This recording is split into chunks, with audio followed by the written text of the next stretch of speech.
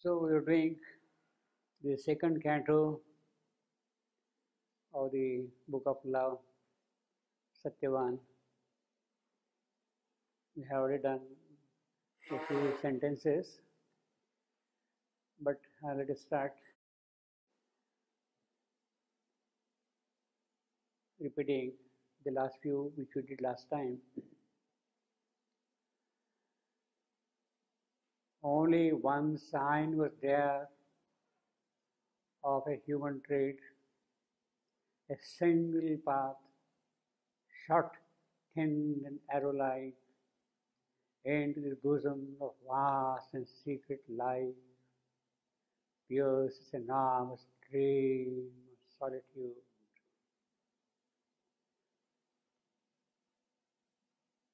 This is the place where they two are going to meet shortly. Now, this place apparently it is the description of a geographical location where the meeting is going to take place. Historically, in terms of the legend, in terms of the story, it is in the Shalva woods that Satyavan and Savitri are going to meet. But it appears to be too ancient to be ascribed to this location or that place. It appears to belong to something which is not only beyond space but also beyond time, as if this is going to happen somewhere else. The meeting is going to take place somewhere else. It looks as though the poet is seeing, the yogi poet is seeing the meeting of these two spatial souls, not on earth, but somewhere in the transcendent. He is visualizing it, he is seeing all that thing happening elsewhere, not on the physical plane of the earth here, not on the physical Shalva woods. The divine Shalva woods, the transcendental Shalva woods are somewhere else, and it is there that they are going to meet. It is a picture also of something which is happening at the beginning of human time. At the beginning of human time. Only one sign was there of a human trait. Some mental being has appeared on the scene, and it is in that context the meeting is taking place. A single path, short, thin, and arrow-like, into the bosom of vast and secret life. Now, vast secret life, Brahat, Hridayamay, it is that kind of a thing which is happening elsewhere, like pierces enormous dream of solitude. Although it is a geographical picture showing that the path is piercing to the solitude like an arrow. Therefore, what we have here is going to be the picture of Satyavan. Satyavan, who is not perhaps approaching physically in the presence of physical Savitri, in the physical Shalva woods, but somewhere else. They are seeing them somewhere else, meeting them. Here first she met on the uncertain earth, the one for whom her heart had come so far. The one for whom her heart had come so far. It's a very beautiful line, very sweet line, and goes on and on and on with a specific beat rhythmic beat, the one for whom her heart had come so far. It is an echo of the distant sound which you constantly hear in this particular line. The monosyllabic, that's the beauty of the line, as I said. See, let us read the next sentence also. As might soul on nature's background limb, stand out for a moment in a house of dream, created by the ardent breath of life. So he appeared again the forest worlds, inset twixt green relief and golden ray. Very beautiful lines poetically, both these sentences. Actually, I have made a little scansion here of these lines. It is interesting to see how the poet uses, so to say, his poetic skill, his metrical skill in recreating a certain scene in front of us. Here first she met on the uncertain earth. The line, if you scan in the usual conventional manner, it will be here first she met on the uncertain earth. That is how it will go. Here first, that is short long, that is an am. She met short long on the short uncertain earth. There is a period in between and ams on either side of this line. Here first she met on the uncertain earth, the one for whom her heart had come so far. It keeps on echoing, you see the sound constantly, you see. A perfect iambic line. And the beauty of the whole poetry that, see, if you keep on repeating the same rhythm, then it will become monotonous. T-tum, T-tum, T-tum, T-tum, T-tum, T-tum, T-tum. It will become monotonous. All the while, if you keep on doing like that, then the charm of poetry is lost. But there is a subtle variation in the vowel selection, vowel presentation. Here first she met on the uncertain earth. You can see the difference between the two lines, the metrical flow of that, you see. That is the art of poetry, and Shivantu is of course a master in it. Now, I was discussing a little while ago with my friend Prashant this line. Here first she met on the uncertain earth. If you go strictly by the way of accents, then the line is here first she met on the uncertain earth. That is how it will be. But the beauty, contextual beauty is you can also lay a little extra stress on here. Here first she met. To emphasize that this is the place where they are going to meet. This is the place where things are going to happen. Here first. In fact, in that case, I will sort of subdue the stress on first and give more emphasis on first, on here. Here first she met on the uncertain earth. You could say that also in the context of the passage here. So the poetry is that way moldable. It can mold itself. At the same time, the perfection of line, exact word at the exact place, that is important. More just at the proper place.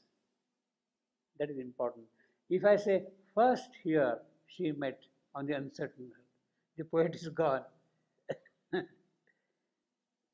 poet is gone. Meaning is the same in both the lines, but the poetry is missing.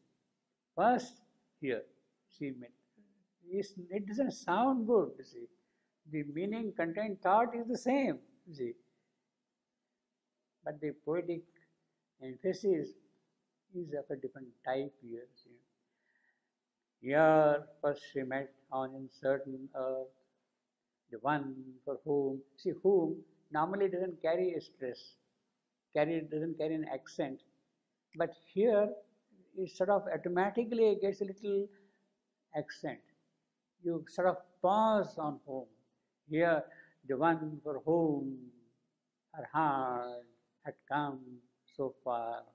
See, there is a little stress on home became here. Then, as might, soul, as might. You see, again, here also, might doesn't carry a stress. As might, soul. Normally you would read as might, soul, on nature's background limbed. That is how metrically it will be. As might, soul, on nature's background limbed.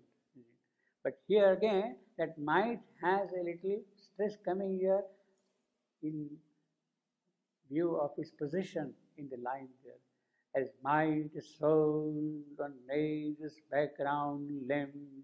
So it is that soul which is now seen in the form of a contour, Satyavan, whole nature is there, and you can see his figure as if it is sketched out, it is etched on a plate, so to say, of nature.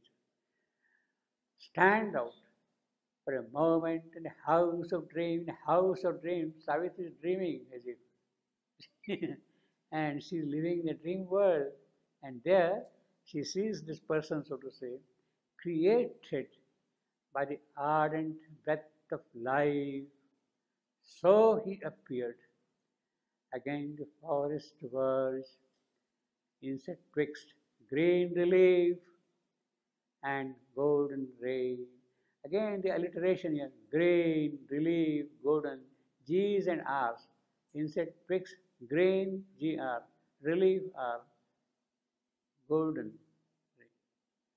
The alliteration of G, R and L in this line is very sweet, is very rhythmic. It carries a different sound value altogether. Inset twixt grain relief and golden ray. As if now the whole description of Satyavan follows here. Noble and clear, the broad, peaceful havens. That is the loftiness. Noble. You see, here the line begins with an accented syllable. Noble. Earlier lines were starting from short to long. Here it is from long to short. Noble. It gives a different emphasis on the personality of this individual. Noble and clear. As the broad, peaceful havens. That is the meter. Noble is one word, is one foot, and clear. Clear is 1 foot again, as the third foot. Broad peace, it is a spondy. Full havens, it is amphiprod. The last foot. Noble and clear, the broad, peaceful haven, a tablet of young wisdom was his brow. Freedom's imperious beauty curved the limb. See again the majesty now coming here. Suddenly, the rhythm is different. The majesty is there now in the line. Freedom's imperious beauty curved the limb. The joy of life was on his open face. The joy of life. He is a young man, and you could see his face glowing with vivacity, with life, with energy. His look was a wide daybreak of the gods. My God. Suddenly, you see where you are taken now. So this is a picture which is happening elsewhere. See, his look was a wide daybreak of the gods. His head was a youthful rishi's touched with light. Already there is a spiritual glow on his forehead. He has already accomplished great spiritual siddhis, and his whole personality is glowing with those spiritual realizations. His look was a white daybreak with a god. His head was a youthful Rishis touched with light. His body was a lover's and a king's. So there is a majesty in him. Valor is there, heroism is there, full of life force is there, and lovers. His body is lovers. Beautiful, imposing, sweet, charming. All those qualities in the lover are there in his body itself. In the magnificent dawning of his foes, now he's talking of his foes, he is a young man, built like a moving statue of delight, built like a moving statue of delight. Now this is a very beautiful way of describing, it's an oxymoron, moving statue. Statue is stable, it doesn't move. It is an oxymoron, you see. Something which does not move and just still moving, you see. That is the beauty of poetry. Built like a moving statue of delight. He illuminated the border of the forest page. The whole forest is like a page. And then the moment he stands here, the whole page shines out in his light. Out of the ignorant, eager toil of the years, out of the ignorant, eager toil of the years, abandoning man's loud drama, he had come, led by the wisdom of an adverse fate, to meet the ancient mother in her groves. Now,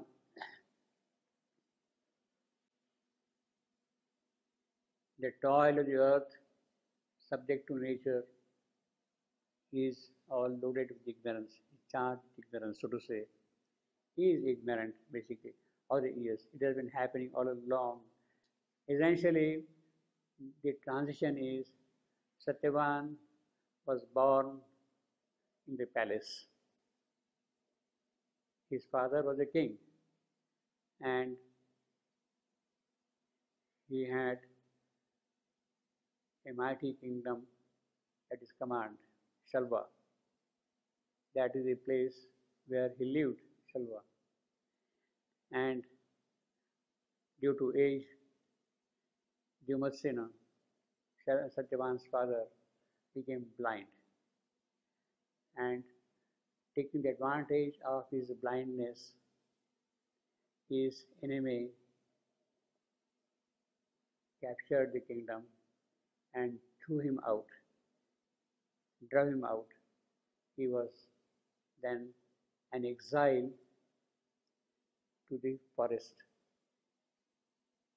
Dyumatsena. He, the queen, and Satyavan, the child, maybe a few years old, maybe 5, 6, 7 years old, they came to the Selva woods and stayed there in the hermitage.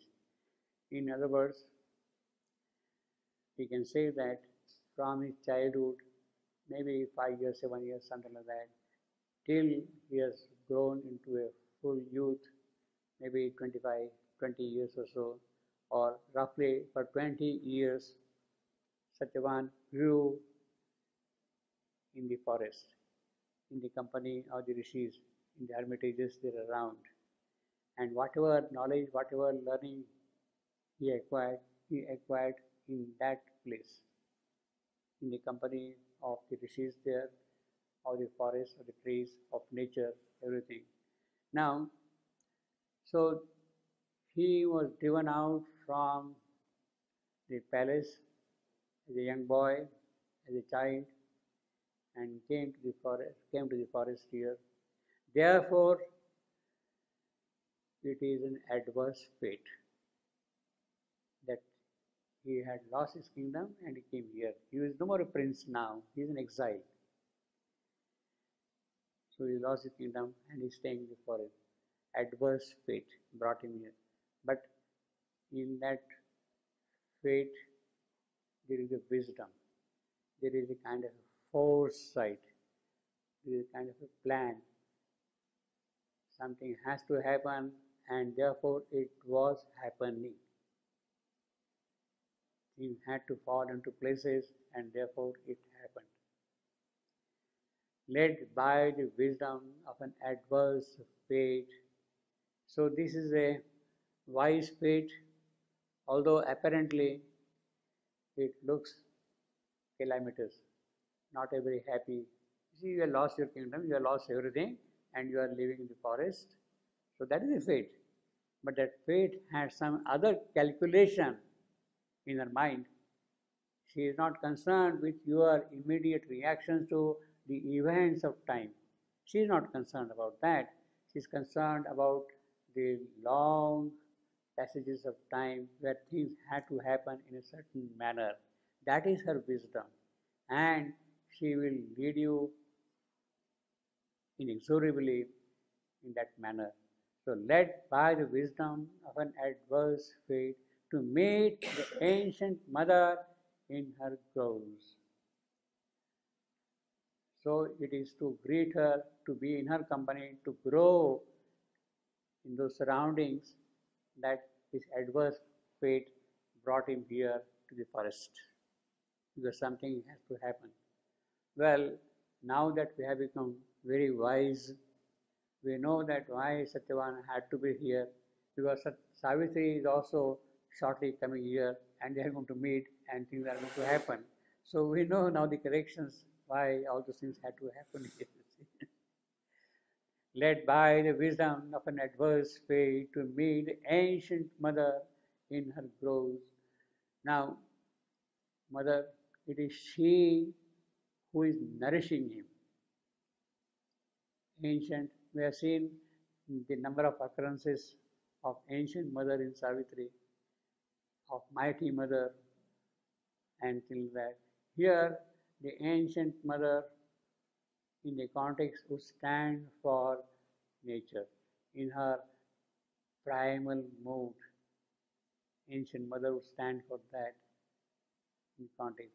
But as I was saying, that this is also a picture of something which is happening elsewhere. It is that ancient mother which has brought all these things. She has put the puzzles in such a way that they will start fitting into a pattern pretty soon. You see, everything there. The jigsaw is going to be fixed here. So it's already planned there. She will come like this, he will come like this, they will meet here, this will happen, this will happen, this will happen. All those things are going to happen. Because it's already planned there. It has to only get sort of transcribed here on the earth. And that is what is happening here, you see. Led by the wisdom of an adverse fate to meet the ancient mother in her groves. In her divine communion he had grown. Divine communion. That is the beauty of that meeting. It is that oneness with nature that Satyavan is growing. She is his teacher. She is going to give him all knowledge, all wisdom. A foster child of beauty and solitude. So he is not really the child of Satyavan, of Dyumasena and Sheba. Satyavan's mother, though not given in Sheban to Savitri, but in the Savitri tale of Vyasa, Mahabharata story, her name is Shaibya, Satyavan's mother. Shabya. Shaibya.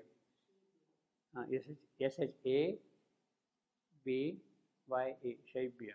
That is the mother's name. Of course, his father is Dyumatsena. Satyavan's father is Dyumatsena. In her divine communion, he had grown a foster child. Therefore, he is a foster child. He is not really the child of those parents, you see, of Dyumatsena and and Shaibya, you see. Yeah, to the centuries or the lonely wise. That is the wisdom he has acquired. Centuries to the lonely boy, a brother to the sunshine and the sky, a wanderer communing with depth and mass. So the oneness with nature, the identity with nature, that he has already acquired, and it is nature which is giving him all the knowledge here. She has brought him up for long. Now, how Satyavan grows That is what we have brief description here. He has come here as a child, and how he acquires knowledge and skills and all that thing. We have got a brief description here of that kind. A Veda knower of the unwritten book, perusing the mystic scripture of her forms, he had caught her hierophant significances, her speared immense imaginations learned, taught by sublimating of stream and wood, taught by sublimating of stream and wood, and voices to the sun and star and flame, and chant to the magic singles to the bow, and the dumb teaching of four-footed things. The whole nature is his teacher. Nature is teaching her everything. Hierophant significances,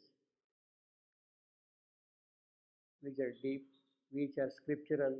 Hierophant, the Greek hierophant, it is he who deciphers the meaning of the scriptures, of the writings. He deciphers that.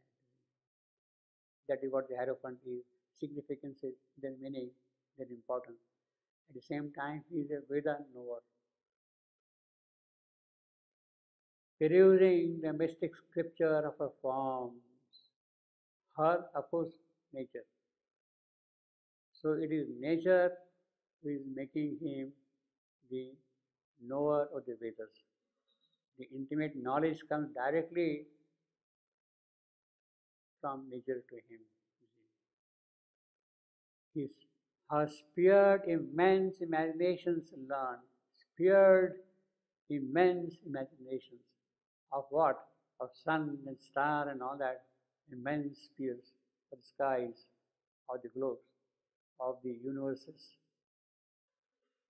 Taught by sublimating of stream and wood. So there are rivers, there are mountains, there are forests, there are trees. They are his teachers. Four-footed beings, animals, they are his teachers. And chant the magic singles to the boughs, the birds. Magic singles to the birds. They teach him how to sing. They teach him music.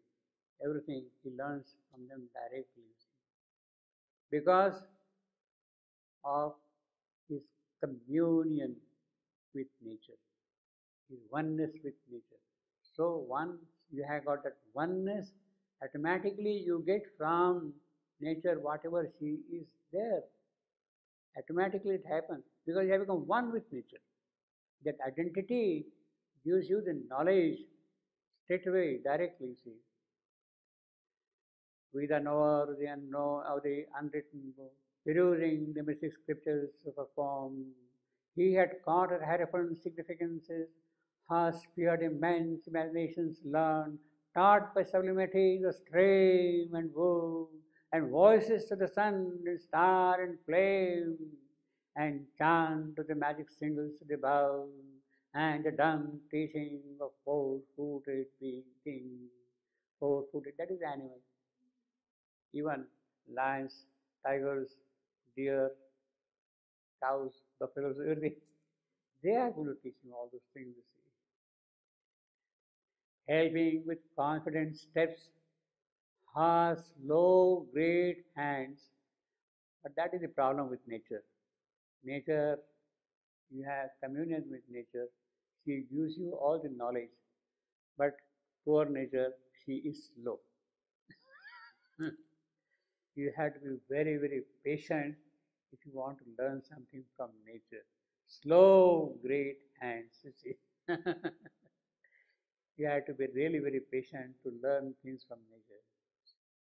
Helping with confidence, but of course, the steps are confident, certain. He'll lean to her influence like a flower to rain. See what a simple simile. The way the flower leans to the rain, it is in that way he is leaning to nature. He is a flower and she is the rain. And like the flower and tree and natural growth, widened with the touches of her shaping hours, It is not her shaping over, it is he who is being shaped by her, hour by hour, minute by minute, how he is going, you see. The mastery three natures have was his, obviously, and the ascent to joy and spacious calm, that is what he has already acquired, joy and calm from nature, directly. One with a single spirit inhabiting all. That is oneness of the self. The self is everywhere, in the beasts, in the animals, in the birds, in the rivers, in the mountains, in the trees, in men. Everywhere it is one spirit which is pervading. It is that oneness of the spirit which he has already experienced. One with a single spirit inhabiting all. He laid experience at the Godhead's feet. So whatever she has got, he is offering to the Godhead there. His mind was open to her infinite mind. That is required. If you are not open, then what can she do? He had that capacity to open himself to what she is offering to you. His acts were rhythmic with a primal force. That is the oneness again. His movements, they are in consonance, rhythmic, harmonious with nature. He has subdued his mortal thought to her. So no more of it. So there is no question of mortal. She is immortal. He is mortal. But he has identified himself so much with her that his mortality is not there anymore now with him. That day he had turned from his accustomed path for one who, knowing every moment's load, can move in all our studied or careless steps, and let the spell of destiny on his feet and drawn him to the forest flowering world. Now that is the act of adverse fate. The wisdom of adverse fate has brought him here. For one who, knowing every moment's load, that fate, she knows everything, and it is she who has brought him here, can move in all our studied or carelessly. Satyavan does not know that something is going to happen to him today in a regular routine manner. He goes in the morning for his work, and it appears to be one of those usual mornings for him. But that day, instead of going like this, he goes like this. Some spell is put on his feet, and he has taken this particular path. You see, the fate is working that way. That day, he had turned from his accustomed path. No more this road, but this way now. Today, let me try this one. Or one who, knowing every moment's load, can move in all our studied or careless steps, had let the spell of destiny on his feet and drawn him to the forest flowering world. At first, her glance, well, this is from Savitri onward. So up to here we have got Satyavans coming. Now, we have already here certain qualities of Satyavan being described. Satyavan is not physically present in front of us, but what that figure is, what is being described here by the poet. Poet is seeing him. Poet is seeing him. He is not describing him after seeing him, so to say, by us, you see. Perhaps then the description is not required. Perhaps we'll be able to figure out all these things. Perhaps we are stupid enough not to figure it out, therefore he's telling us all those things, you see. The poet is saying all. See, therefore he's preparing us. Look, this is what he is going to be. Now he's going to be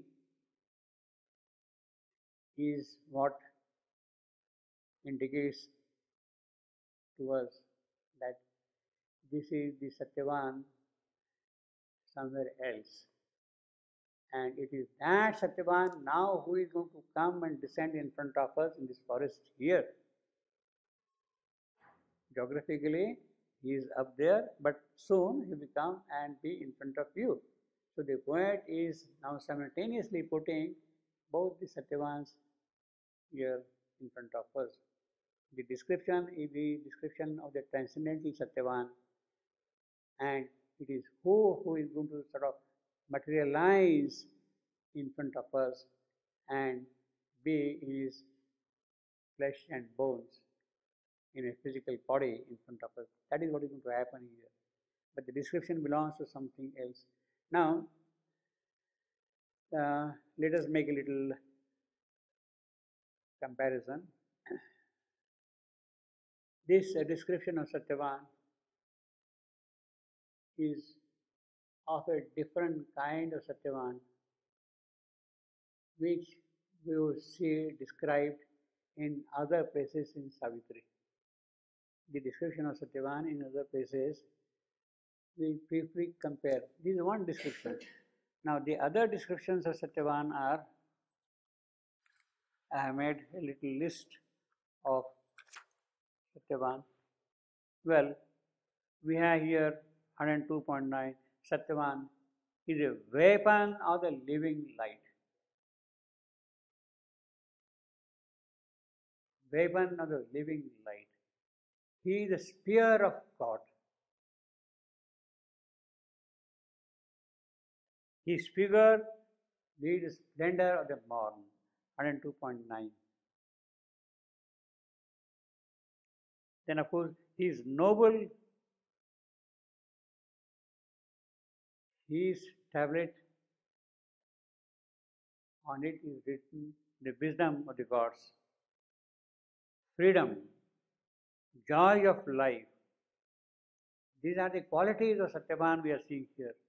His look, the daybreak of the gods. His head, the rishis. His body, the lovers and the kings. This is the kind of Satyavan we have here in front of us. Then,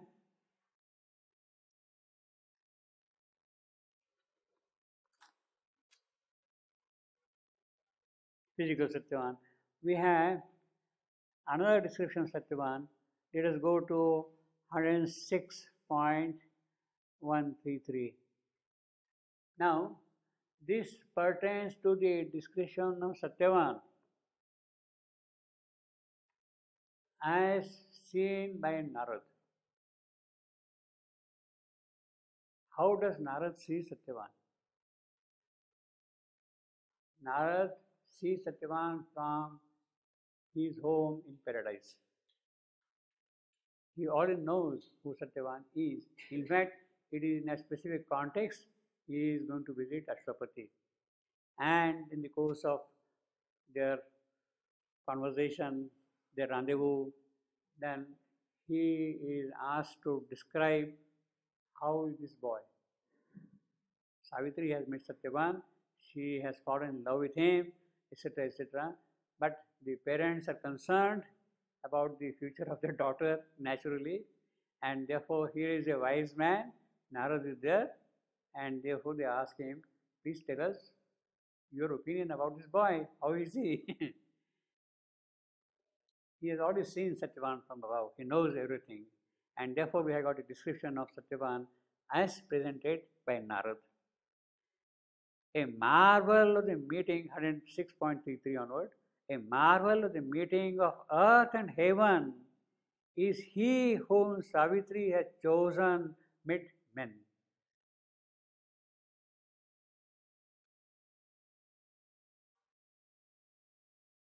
(106.133). Marvel of meeting earth and heaven. That is Satyavan already. His figure is the front of nature's march. This is what we also say, daybreak of the gods. Already here. His figure is the front of nature's march. He is the avant-garde, right in the front of the evolutionary march. His single being excels the words of time. What a compliment! You see, He is very glowing. A sapphire cutting from the sleep of heaven. So he is a chip taken from the stone of heaven, sapphire. Sleep of heaven, sleep. That is important word. Narada is using sleep is not sleep. Sleep has a spiritual connotation of sushupti, what is called in Sanskrit sushupti. Sushupti means prajna consciousness, the consciousness of knowledge. Prajna, knowledge, apprehending knowledge, supermind. So he is a cutting of that, of sapphire cutting. He has been brought a little stone and is kept here. Sapphire cutting from heaven. A sapphire cutting from the sleep of heaven, from the prajna consciousness, from the supramental consciousness of heaven. It is that chip which has come down here. Delightful is the soul of Satyavan, a ray of the rapturous infinite, a silence waking to a hymn of joy. All these things was until now silent, unexpressed, quiet, which has not found creative expression here. It is that now which is going to find a hymn of joy in the expression. That is why he has come here. A divinity and kingliness gird his brow. We have already seen what the brow is. Here you have got rishis and kings, but here divinity and kingliness gird his brow. His eyes keep a memory from a world of bliss. So Narada is already indicating that he, the divine incarnation, here upon earth, and his eyes remember where from he has come already. His eyes keep a memory from a world of bliss, from Anandamaya, world of bliss, Anandamaya Loka. He has come here. And his eyes, even in the physical form, still keep that glow here. As brilliant as a lowly moon in heaven, gentle is the sweet bud that spring desires, pure like a stream that is a silent bang. He takes with bright surprise spirit and sense. The sensuous life, the worldly life and spirit, he takes them with equal joy straightway. A living knot of golden paradise, a blue immense, he leans to the longing world. Time's joy borrowed out of eternity. So although he has stepped in time, but his joy comes from eternity. It lives here in him. A star of splendor or a rose of bliss. In him, soul and nature, equal presences, balance and fuse in a wide harmony. So that is the description of Satyavan as presented by heavenly sage Narad. This is Satyavan, you see. And it's a very glowing description. Now you can see the difference between these two. One description, what we have seen just now, of a transcendental nature. This is a paradisal description of Satyavan.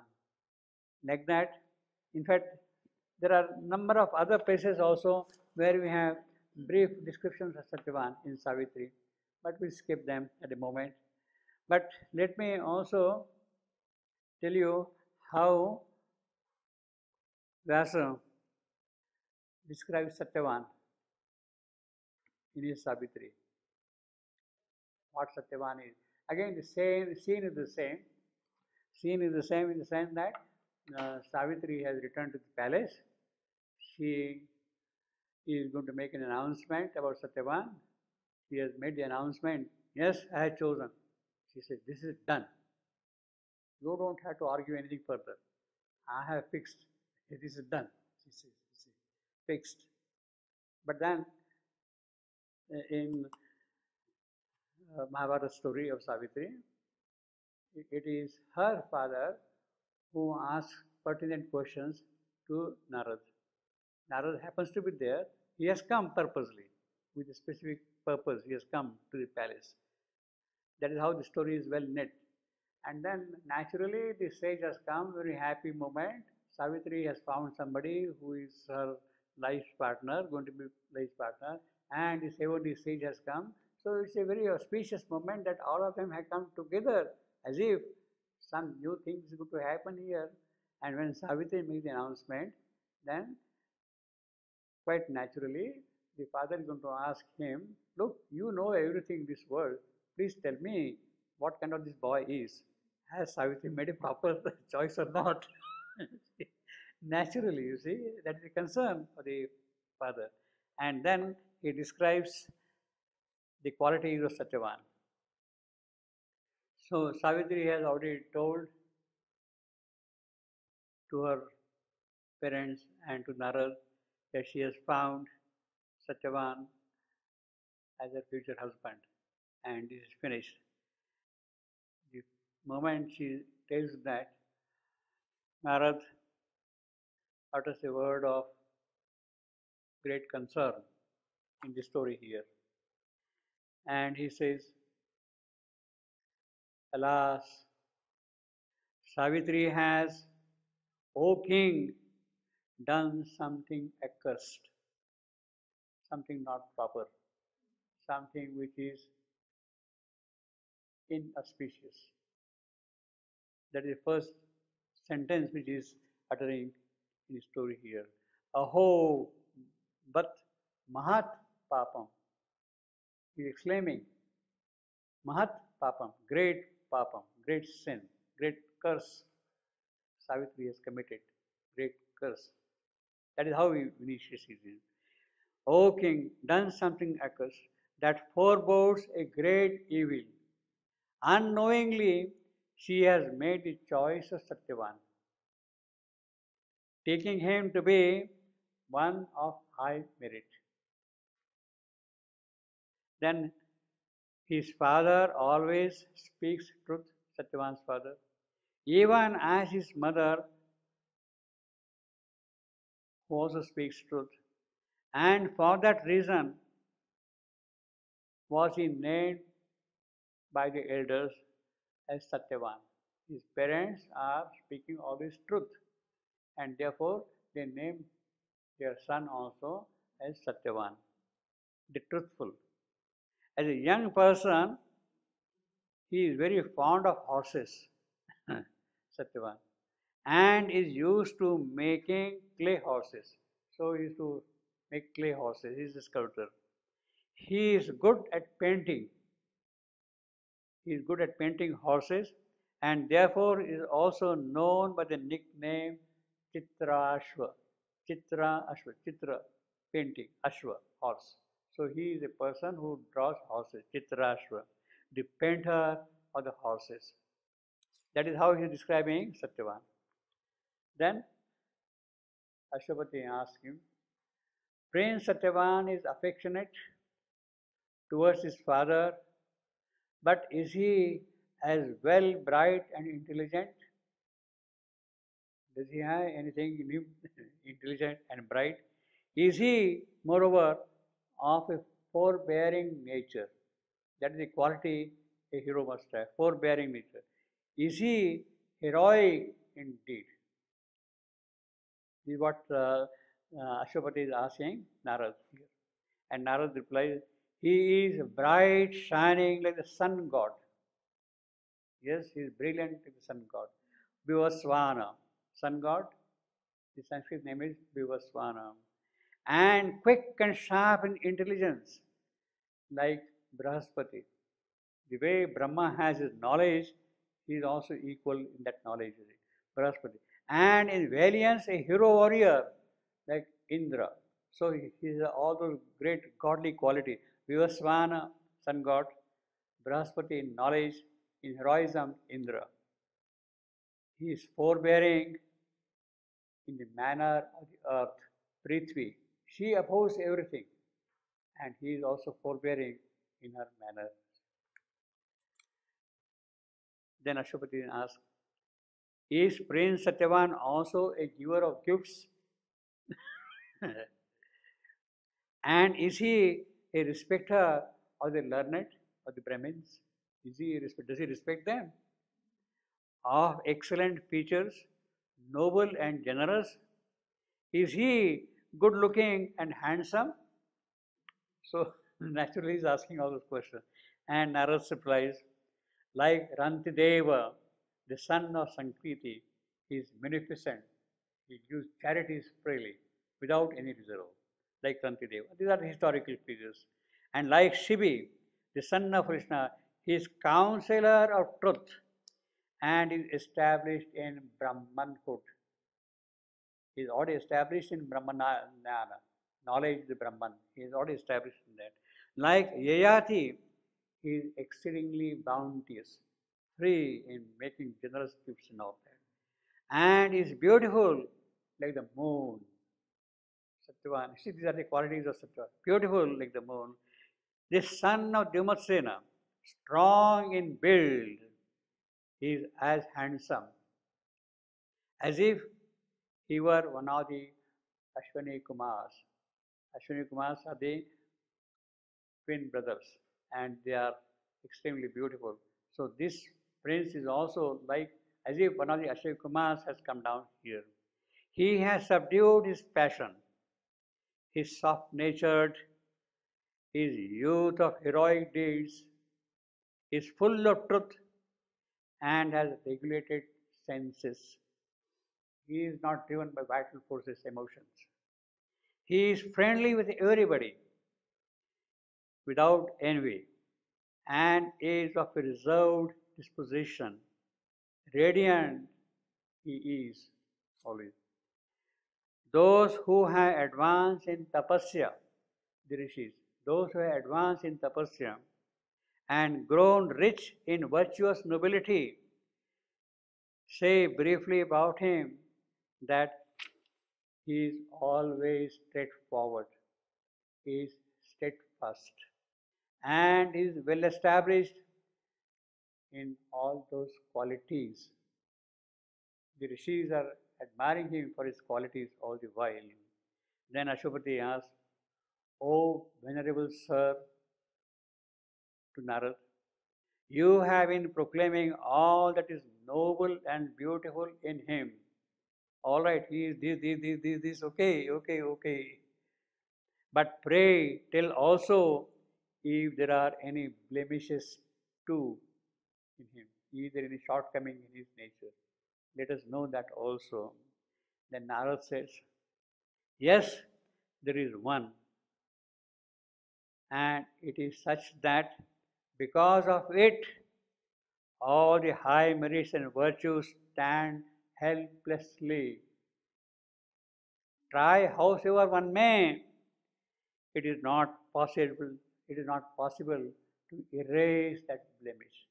He has some drawbacks, some faults, something there, some blemish is there, and it is impossible to remove that blemish. He has got all those qualities, but he is also stuck with something. Satyavan will in 1 year from today abandon his body. His life here expended. His life here is expended. After 1 year from today, he will leave his body. He will abandon his body. He doesn't say he will die. He will abandon his body. It is his will, so to say, he will. This is the only blemish bearing on him, and there is no other. That 1 year after his marriage, he is going to die from today. This is the only fault with this boy. Otherwise, everything is perfect, you see. So this is how Vyasa describes the qualities of Satyavan. In other places in the book, that Yama himself speaks of Satyavan. Savitri is asking, yes, you are taking away the soul of Satyavan. He has snatched away his soul and you are carrying it away with you. But normally, you don't come yourself to take the soul of a man. You send your messengers, your dutas. You don't come yourself. Your subordinates you send them. Your minions you send them. But you have come yourself to pick up his soul. What's the matter? She is asking. And then Yama tells her, his soul is so beautiful that it is impossible for my subordinates to take it away from him. And therefore I have come. He is an ocean of qualities, Guna Sagara. Guna Sagara. He is an ocean of qualities, Guna Sagara. And it is impossible for them to take away, to pull out his soul from his body. Therefore, I come here personally. And then the story proceeds further. So, these are the qualities of Satyavan. And of course, later on, Savitri says, all right, this is etc., okay, but I have decided and I am not going to change my mind. Savitri says that also here. And then Narad approves it. He says Savitri is following the true dharma, true law of her inner nature. She is obeying dharma, the law of your nature. She is able to follow that thing. She is firm in that. And therefore, everything will be all right.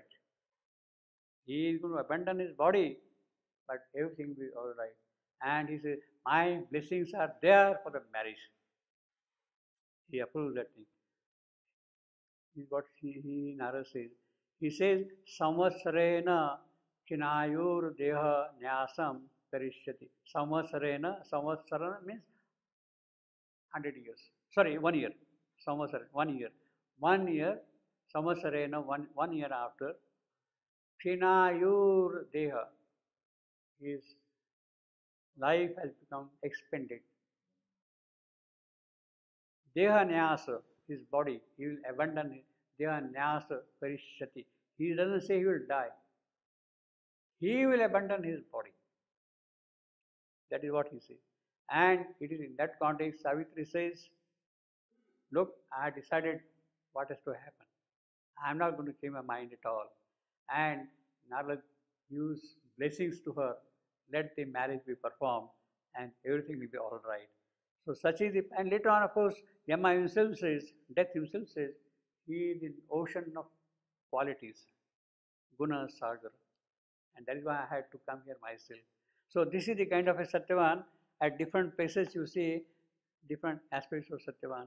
We have just seen 2 or 3 places, but then there are number of other passages where we have the qualities of Satyavan coming forward. Later on, in the book of Everlasting Day, book 11, the Supreme himself says, I have sent you together to the earth for a purpose. Satyavan and Savitri. I have sent you for a purpose. The incarnate powers. You are my incarnate presences upon the earth to accomplish something in this world, in this creation. I have sent you. So that is the nature of Satyavan. And of course, as I told you earlier also, when the mother was asked, who is Satyavan? She immediately, what? Satyavan? He is the permanent avatar. He is the permanent avatar in this creation. She says he is the permanent avatar in this creation. He has come here and it is because of him that the evolution has become possible. Evolution has become possible. It is that Satyavan which is here. Actually, you know the story of creation, the mother narrates, no? The 4 powers separated away from their origin. They went far away, far away, far away from the divine, so to say. And when they entered into the material world, they lost contact with the Supreme. They lost contact with the Supreme. And when the void was seen, the horror of the separation was noticed. The horror of separation was noticed. Then the divine plunged himself into that void. when the horror of separation was seen, he plunged into that void. And he plunging into that void, that is Satyavan. That is Satyavan. That is Satyavan, you see. And it is, in that sense, the permanent avatar. It is he who comes forward. And because Satyavan is here in the permanent void, that Savitri has to come, has to take mortal birth. It is she alone who can sort of redeem him from the clutch of death. From the clutch of death. She alone can redeem him from the clutch of death. She has to take the mortal birth. And that is how the story of Savitri develops. In fact, right in the beginning, we have got this wonderful description, 2.35. All came back to her, to Savitri, earth and love and doom. Earth and love and doom. The ancient disputants. Now, this is the beauty of it. Earth, love, doom, they are ancient disputants.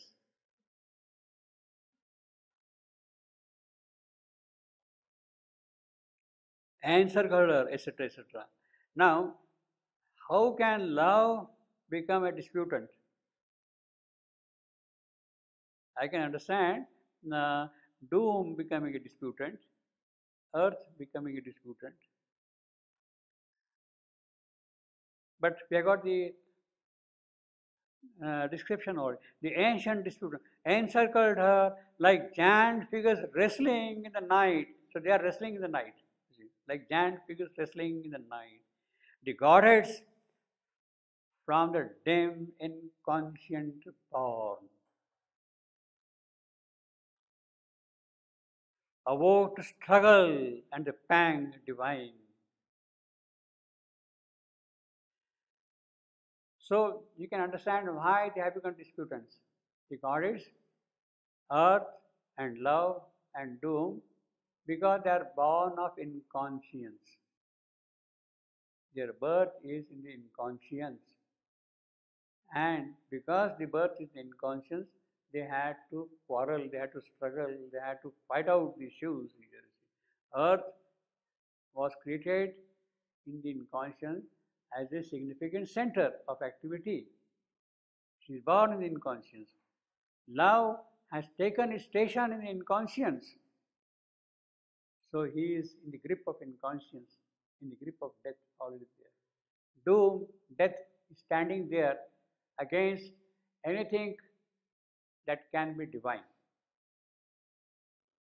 Standing there against anything that can be divine, already there.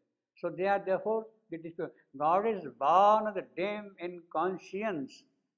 That is what makes them disputants.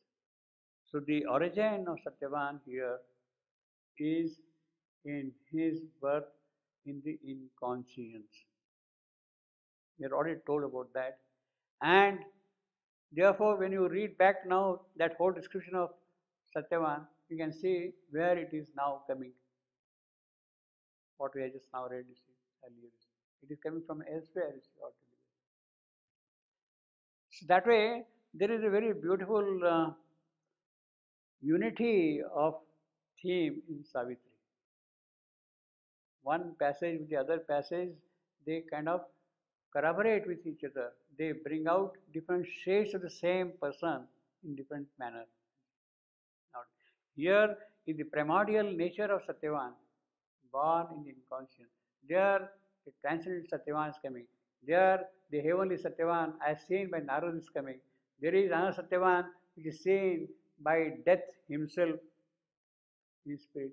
Then there is last Satyavan seen by the everlasting in the everlasting day, the Godhead himself. I have sent them forth myself. And it is that totality of Satyavan which is what is now being said in this particular description here.